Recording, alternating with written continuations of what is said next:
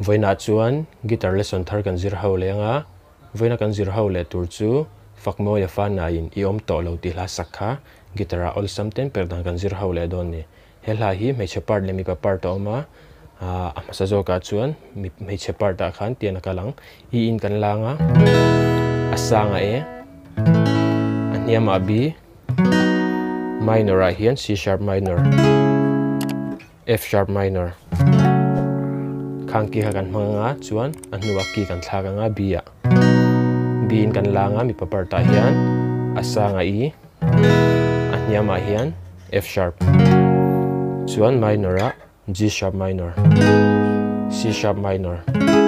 khang ki ho kan hmang don ni chuan strum dan hi bul changa top thlengin tiang kan strum ang down down down up ti khan down down down up down down down up down down down up down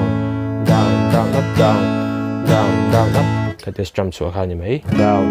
down down up khami che kan hmang a chuan hela po hil hamilin karon play chuak lenga uluk don lo ngai thale don nia